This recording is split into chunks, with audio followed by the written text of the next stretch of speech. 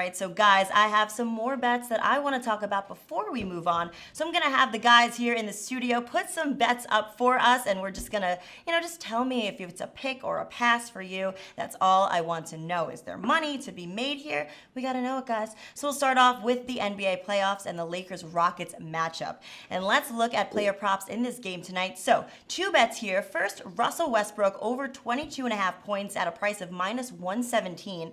And then LeBron James also over 28.5 points, minus 118. What do we think here? Red Dave, this was your game today, so start us off. Well, based on the way they treated Westbrook last game, is basically we don't respect you at all. So it's going to come down to how Westbrook reacts to the defense that's thrown at him. Personally, I kind of like the under because most of his shots are going to be probably uncontested threes and long twos. I'm not really too confident in his ability to get to the rim on Anthony Davis here. So something seems a bit off about him, and hopefully he can prove me wrong. But for now, I'd probably take him under on that 22.5. All right, cool. Thank you so much. Kanish, what's your take on that?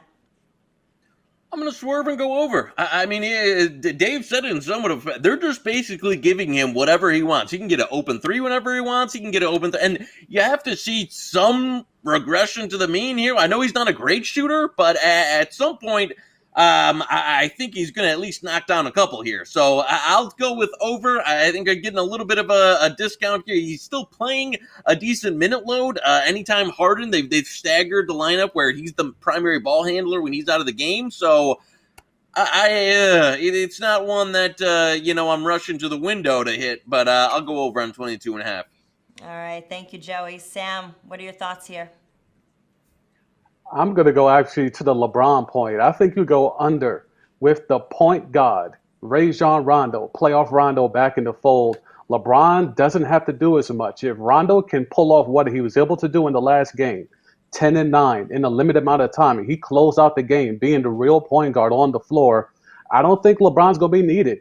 Rondo and Anthony Davis have a great relationship from their days playing together with the Pelicans. When they made a playoff run, got to the second round, swept Dame Lillard and the Portland Trailblazers, Rondo's job is to feed the beast that is Anthony Davis. So that will come at the expense of LeBron James' points. So I would take the under for LeBron, 28.5. All right, well, thank you for the insight, gentlemen. On to the next bet. So the Carolina Panthers, now Cam Newton-less for the first season since 2011. That's crazy. Over 5.5 wins at a price of minus 122. Under at plus 100. Or is this just a pass? I mean, Kanish, you're the running NFL today, so go ahead, take it away with your thoughts. I'm going to take the under at even money. I think this might be the least talented team in the entire NFL.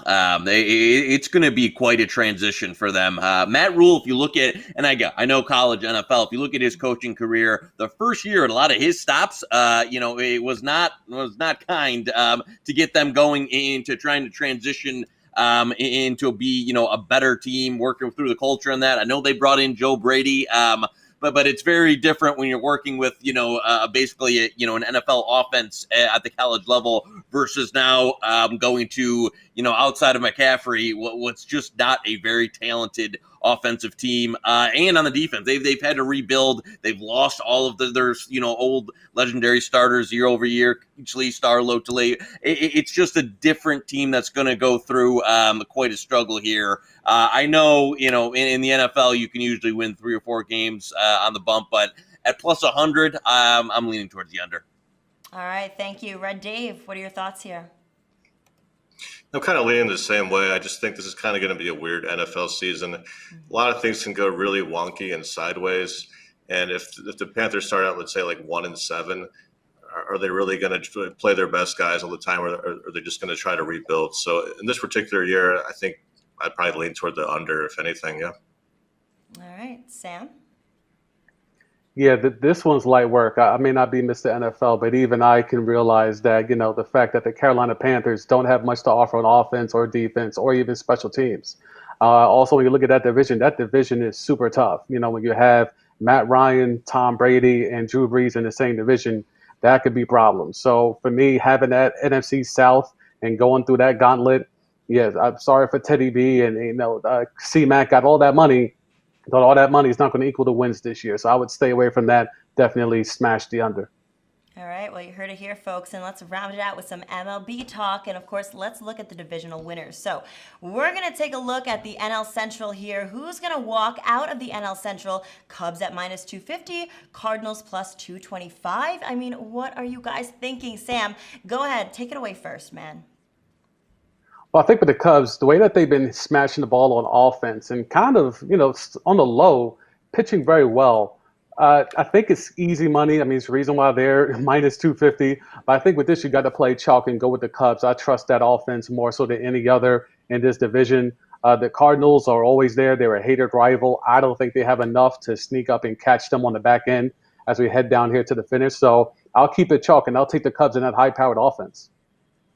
All right, awesome. Kanish, what about you, man?